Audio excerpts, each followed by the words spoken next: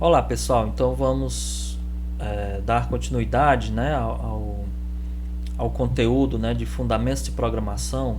Então só lembrando que na aula anterior, né, nós vimos os conceitos fundamentais de um algoritmo, o que é um algoritmo, né, o passo a passo, que nada mais é do que um conjunto de passos coerente, lógico, né, para resolver um problema, tá? E nesta aula de agora, né, nós veremos um pouco mais sobre algoritmo, tá certo? Bem, então na verdade a gente vai ver como esse algoritmo, né, como é que ele funciona no computador, como é que ele é processado, tá? Bem, um algoritmo ele é expresso numa linguagem, né, uma linguagem entendida por humanos que a gente chama de linguagem natural. Por exemplo, o português, o inglês, o francês e assim por diante, tá? Mas o computador ele não entende a linguagem natural, ele entende linguagem de máquina. Então alguém vai ter que traduzir ou interpretar, né, essa linguagem. Ou seja, aqui eu tenho um código, uma escrita em linguagem natural, mas o meu computador ele só entende linguagem de máquina. Ou seja, ele só entende bits, né? Ele só entende linguagem binária, tá certo? Então, como é feito, né, essa tradução ou essa interpretação, tá? Bom, então o computador ele tem, né? Ele tem algo que a gente chama de compilador ou interpretador, certo? Então, por exemplo, a pessoa vai escreve numa linguagem natural que entende, certo? E o computador, como ele só entende bits, né, zeros e uns, é feita uma tradução ou interpretação aqui intermediária, tá? Então, o compilador nada mais é do que uma parte, né, da linguagem de programação que vai fazer esse processo de tradução, tá?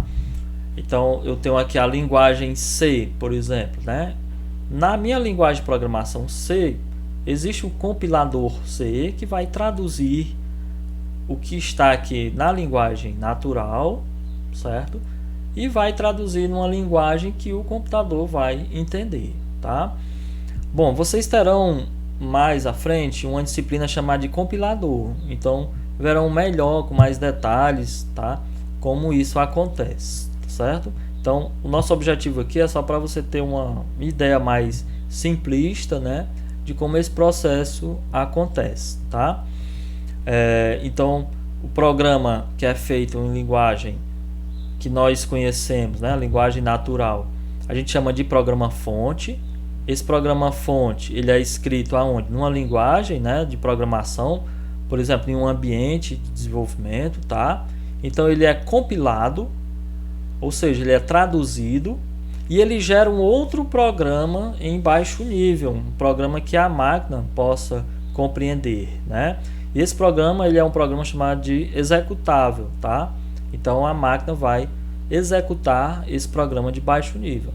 Então, o processo de compilação ele vai no final ter dois, né, resultar em dois programas, tá? Um está escrito aqui, né, que não vai se apagar na linguagem de programação de alto nível, que a gente chama de alto nível, tá? Porque é uma linguagem próxima ao que o humano entende. E nós temos aqui o programa equivalente, só que sendo em linguagem de baixo nível, tá? Que é a linguagem que o computador entende. Então, quanto mais próximo da máquina, ou seja, do processador, de memória, a gente chama de baixo nível. Quanto mais próximo do ser humano, a gente chama de alto nível, tá?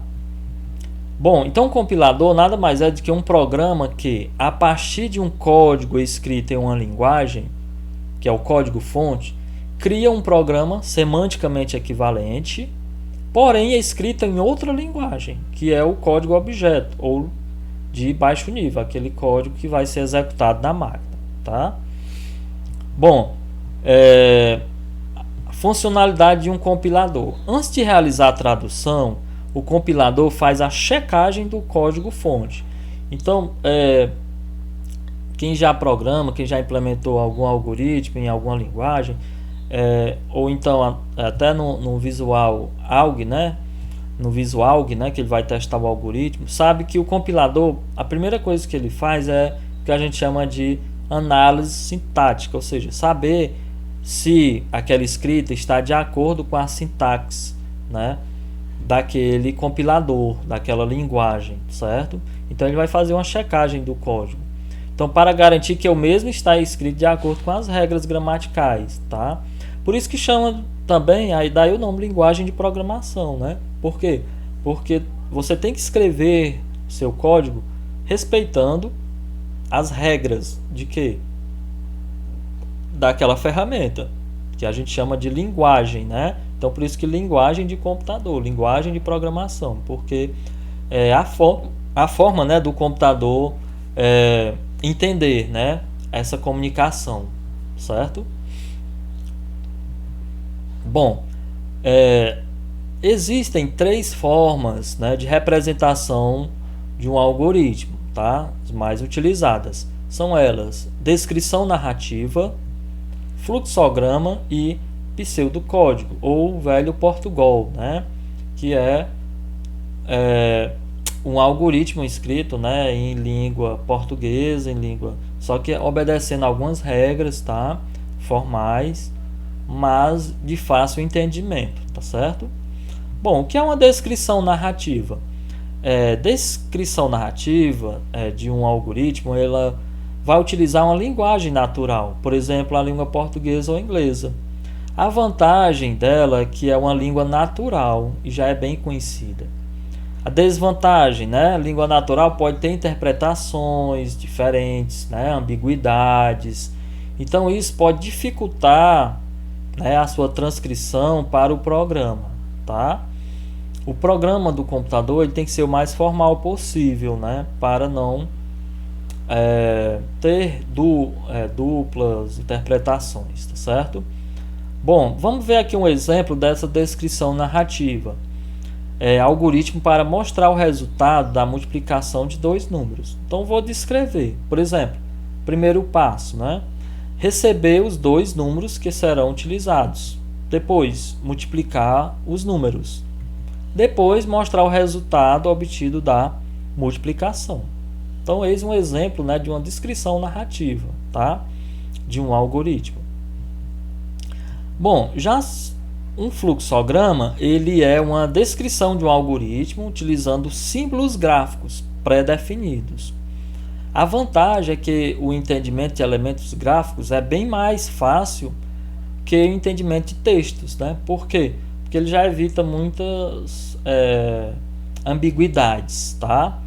A desvantagem é que você tem que aprender essa simbologia, né? E o algoritmo resultante, né, não apresenta muitos detalhes. Por exemplo, eu tenho aqui o fluxograma, né, que por exemplo, esse retângulo aqui, ó, em cantos arredondados, ele indica o início e o fim do algoritmo, tá? Já um retângulo sem cantos arredondados, ele indica cálculos, né, e atribuição de valores. Já esse outro aqui, ó, indica o que é a entrada de dados. Aqui, esse outro símbolo, a saída. E esse losango aqui indica o que? Uma tomada de decisão, um desvio, tá? Vamos a um exemplo aqui, tá? O mesmo lá dos 2 números, tá? O algoritmo ele vai mostrar o resultado de uma multiplicação de 2 números. Então, eu tenho aqui, ó, o início, obter, né, N1, N2, símbolo lá de entrada, né? Tanto pode ser entrada como saída, tá? O processamento deles, ou seja, eu vou chamar aqui de M, um resultado que vai agregar, né, armazenar o N1 vezes N2. Vou exibir o resultado de M, tá? E no final vou finalizar o meu algoritmo. Então é uma forma de representar o algoritmo graficamente, tá? A terceira forma é a mais utilizada, né? Chamo de Portugal porque é a junção do português com Algol. O que é o Algol? É uma das primeiras linguagens de programação, né? Que foi desenvolvida, tá? Então é também chamado de português estruturado, pseudolinguagem, né? Ou Portugal, tá? Bom, simplificação extrema da língua portuguesa, limitada a pouquíssimas palavras e estruturas que têm significado pré-definido, pois deve-se seguir um padrão, tá? Descrição de um algoritmo por meio de regras pré-definidas. Então aqui a gente vai especificar formalmente, tá? Utilizando o português, como fosse aquela descrição lá do começo, da primeira, né? Descrição narrativa, só que aqui a gente vai utilizar algumas regras, tá? Parecido com a linguagem Algol. A vantagem é que a passagem do algoritmo para qualquer linguagem de programação, né, é quase imediata. Basta conhecer as palavras reservadas da linguagem de programação, né? Justamente porque ela já vai dentro de um padrão, já vai formalizada, tá? Essa descrição. A desvantagem é que é necessário aprender as regras do pseudocódigo, tá? Exemplo, algoritmo para mostrar o resultado da multiplicação de dois números. O mesmo algoritmo lá, tá? Então eu vou declarar esses dois números, como também a minha variável m, né, que vai receber o resultado, né, do tipo numérico. Aí eu vou escrever o que? Digite dois números, tá? Aí vai ler, né, N1 e N2. O que é esse leia, né? Leia é um comando de entrada de dados. Então o usuário vai digitar o valor do N1, depois o valor do N2. Aí o computador, né, vai fazer o cálculo. O M vai receber o resultado de N1 vezes N2. E vai exibir o resultado, né, que é a multiplicação, que é o valor de M, certo? E no final vai finalizar esse algoritmo. Então eis um exemplo de pseudocódigo. Lembrando, gente, que o pseudocódigo ele é a forma de representação do algoritmo mais utilizada, né, para descrever formalmente um algoritmo, tá? Sem utilizar a linguagem de programação, logicamente, tá? Bom, e com isso, gente, eu vou aqui encerrar mais essa videoaula para não ficar tão longa, né? Tão longa. Então, na próxima aula, né, nós daremos continuidade, né, a esse conteúdo, tá certo? Pois então, até breve.